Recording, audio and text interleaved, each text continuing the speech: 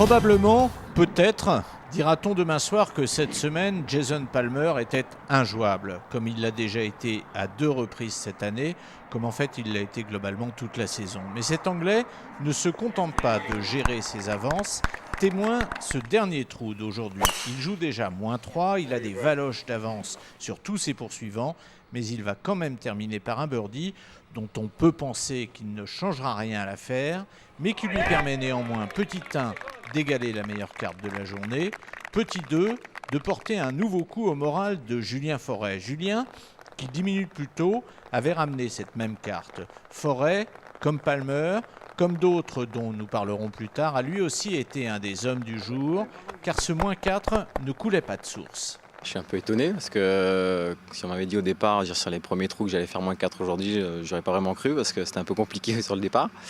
Les 9 premiers trous ont été délicats, j'ai réussi à bien m'accrocher, à faire un bel approche putt au 9, donc ça m'a remis un peu dedans et ça m'a un peu libéré pour la fin.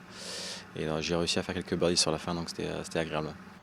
Demain, Julien partagera la dernière partie avec un homme à qui il devra rendre la bagatelle de 6 coups, mais peut-être n'est-ce pas là le plus important. Ce retour dans une dernière partie, un dimanche, a une forte valeur symbolique. C'est ce qu'on cherche, joueur professionnel, on aime dans les dernières parties le dimanche, c'est bon signe, c'est-à-dire qu'on a fait du bon boulot pendant 3 jours, mais faut continuer, il y a 4 jours et il ne faut pas s'arrêter là. Belle journée aussi pour Édouard Espagna qui joue -2 et qui ce soir occupe donc seul la 3e place du classement. Une place qui en elle-même lui assurerait pratiquement une qualification pour le Challenge Tour l'an prochain. Mais lui, Édouard, est très loin de ses considérations d'épicier. Ça va être compliqué, mais je vais faire du mieux possible et avec un peu de chance, un peu de réussite, ça peut faire un très bon score. Mais je pense pas au résultat, je vais essayer de faire du mieux possible demain. À ce jeu, quand on commence à penser au score, c'est jamais très bon signe. Enfin, saluons aussi la belle journée qui aurait d'ailleurs pu être encore plus belle s'il n'avait pas fait un 3 putts sur le dernier trou.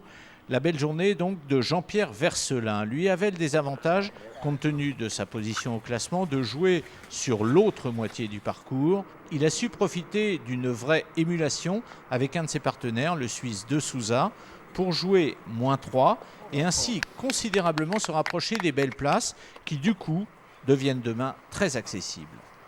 Jouer sans pression, et comme c'était là, où je suis bien passé, j'étais -4 au bout de 11 trous, je jouais sans pression, j'aurais pu aussi bien être -5, -6, grâce à mon putting, donc demain continuer comme ça. Sans se fixer d'objectif particulier. Non, sans objectif particulier, non.